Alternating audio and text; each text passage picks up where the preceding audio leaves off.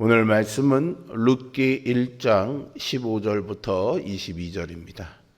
룻기 1장 15절부터 22절입니다. 나오미가 또 이르되 보라, 내 동서는 그의 백성과 그의 신들에게로 돌아가나니 너도 너의 동서를 따라 돌아가라.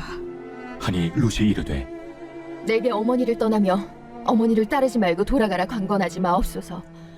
어머니께서 가시는 곳에 나도 가고 어머니께서 머무시는 곳에서 나도 머물겠나이다.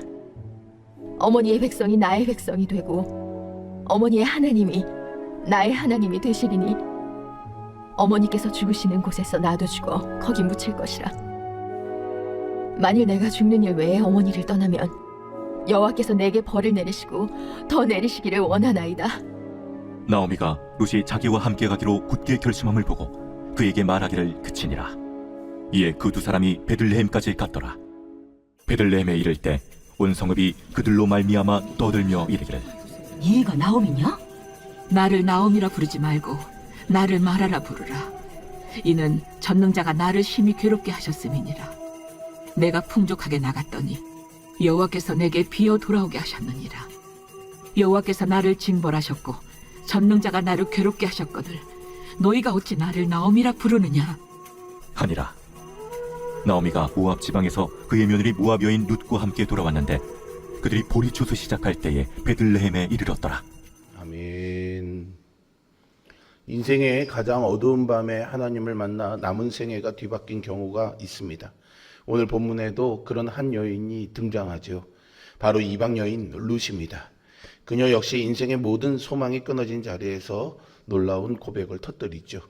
어머니의 하나님이 나의 하나님이 되리니. 이 고백은 룻의 인생뿐만이 아니라 이스라엘의 역사를 뒤바꾼 위대한 결단이었습니다. 어제 우리는 나오미가 모압 땅에서 남편과 두 아들을 잃고 텅 빈 존재가 되었을 때 여호와께서 자기 백성을 돌보사 양식을 주셨다라는 소식을 듣고 고향으로 돌이키려 했던 결단을 살펴보았습니다. 룻기 1장 후반부는 그 돌이킴의 구체적인 여정과 베들레헴 입성 그리고 나오미의 뼈아픈 고백을 다루고 있는데요. 나오미와 룻이 걷는 베들레헴으로 향하는 길은 단순한 지리적 이동이 아니었습니다. 그것은 과거의 실패와 상실을 뒤로하고 오직 하나님의 자비만을 바라보며 나아가는 영적 모험이었습니다. 나오미가 고향으로 돌아가는 이 여정이야말로 인간의 가장 깊은 절망 속에서 하나님의 새로운 창조적 사역이 시작되는 은혜의 현장이라고 할 수 있습니다. 내 힘으로 채우려던 모든 것이 무너지고 두 손에 아무것도 남지 않았을 때 비로소 우리는 하나님의 돌보심만을 온전히 기대할 수 있기 때문이죠. 오늘 말씀을 통해 나오미와 룻이 내디는 그 위대한 첫 발걸음을 추적해 보고자 합니다. 우리의 무너진 삶을 회복으로 이끄시는 하나님의 신실하신 섭리를 깨닫고 룻과 같이 십자가를 붙드는 결단이 일어나는 시간이 되기를 소망합니다. 나오미는 며느리 룻에게 현실적인 선택을 권하죠. 나오미는 오르바를 떠나보낸 후 남아있는 룻에게도 고향과 신들에게로 돌아가라고 권합니다. 당시 사회에서 과부가 된 이방 여인에게 가장 합리적인 선택은 고향으로 돌아가 재혼하는 것이었습니다. 그것이 사회적인 신분을 회복하고 생존을 보장받는 유일한 희망이었죠. 그러나 룻에게 진짜 희망은 시어머니 나오미가 섬기는 여호와 하나님이었습니다. 룻은 고백합니다. 내게 어머니를 떠나며 어머니를 따르지 말고 돌아가라 강권하지 마옵소서. 어머니께서 가시는 곳에 나도 가고 어머니께서 머무시는 곳에 나도 머물겠나이다. 어머니의 백성이 나의 백성이 되고 어머니의 하나님이 나의 하나님이 되시리니. 이 고백 속에는요, 어머니라는 단어가요 6번이나 반복되고 있습니다. 룻은 남편과 두 아들을 잃고 모든 것을 잃어버린 시어머니의 인생 한복판에서 여전히 일하고 계시는 하나님을 발견했습니다. 그래서 룻은 여호와께 자신의 전부를 걸었습니다. 이 철저한 헌신 앞에 나오미는 룻이 자기와 함께 가기로 굳게 결심한 것을 확인하죠. 또한 어머니의 백성이 나의 백성이 되고 어머니의 하나님이 나의 하나님이 되시리니 라는 이 고백은 단순한 효심을 넘어 자기의 과거와 우상, 민족적 정체성을 완전히 버리고 여호와 하나님께 자신을 드리는 영적인 회심이자 헌신이라고 할 수 있습니다. 룻은 하나님이 누구신지, 그분의 언약 공동체가 무엇인지 정확히 알고 있었고 그곳에 자신의 생명을 던지기로 결단했습니다. 특히 17절에서 룻은 만일 내가 죽는 일 외에 어머니를 떠나면 여호와께서 내게 벌을 내리시고 더 내리시기를 원하나이다 라면서 자기의 결단에 여호와의 이름을 걸고 맹세하죠.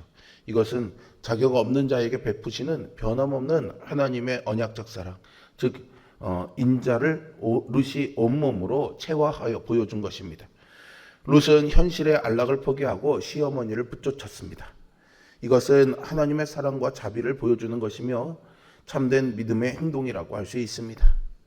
세상의 논리로는 미련해 보일 수 있겠죠.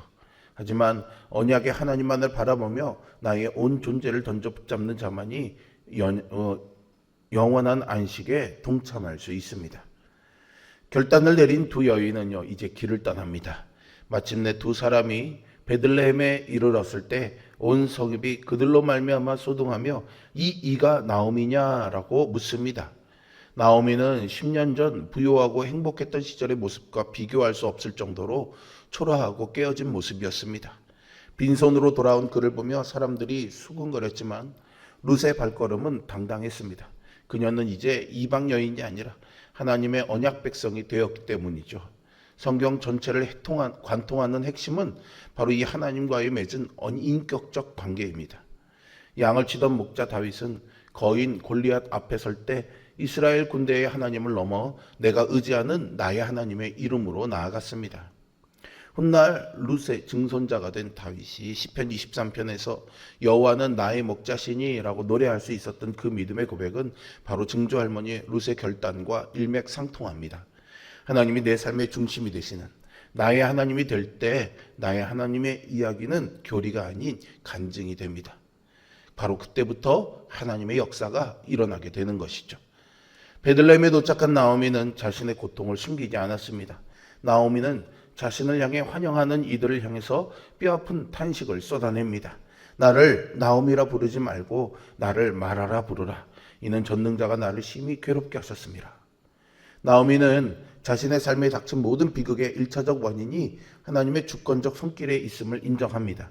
그녀는 하나님을 향한 원망을 넘어 그분의 맹렬한 징계 앞에 완전히 깨어진 자의 상실감을 괴로움, 즉 마라라는 이름으로 표현했습니다.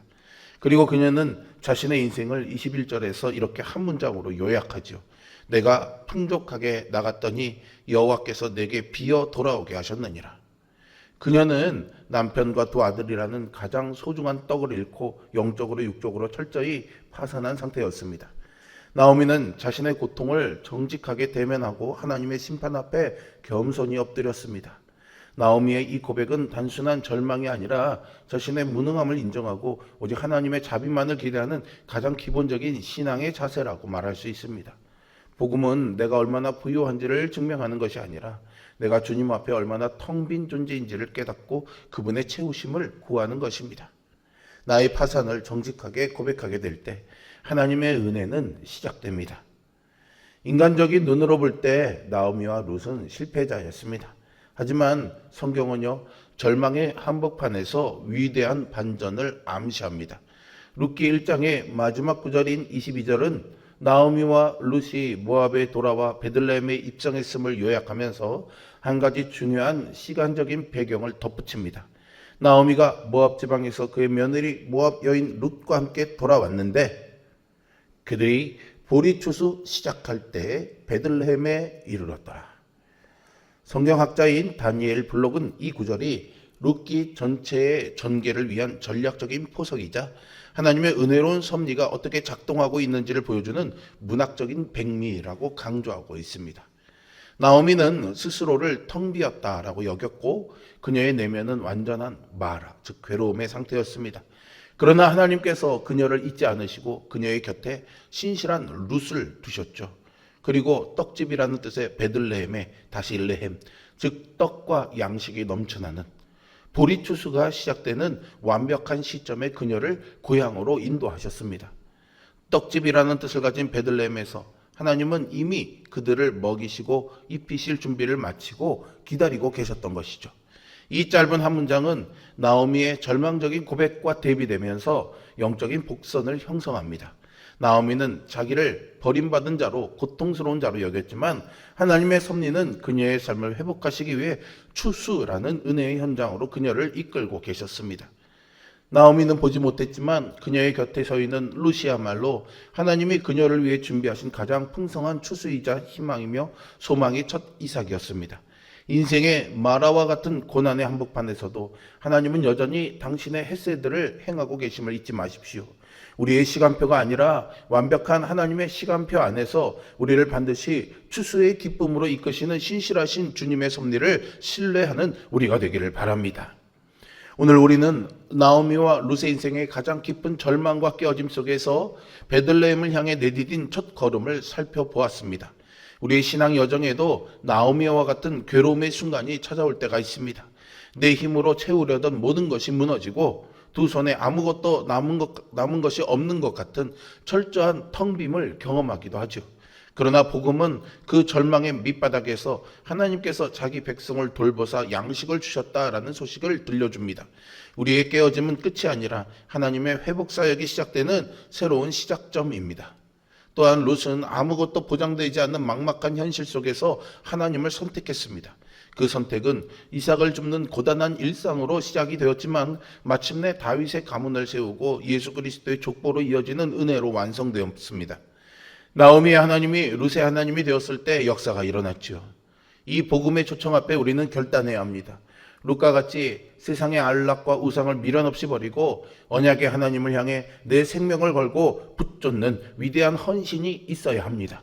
나오미처럼 나의 무능함과 고통을 정직하게 주님 앞에 마라로 쏟아내고 그분의 자비만을 구하는 겸손함이 필요합니다.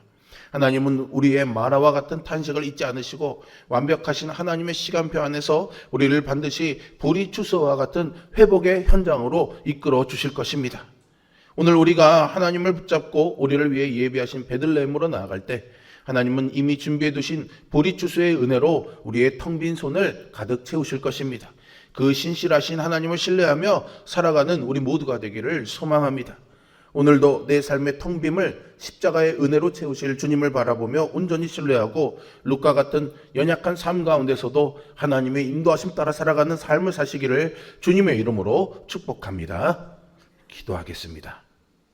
살아계신 아버지 하나님, 자비하신 손길로 나오미와 룻의 손길을 절망과 고통, 텅 빔과 마라의 시간 속에서 보리추수라는 은혜의 시간으로 인도하시는 하나님의 선하신 손길을 바라보았습니다.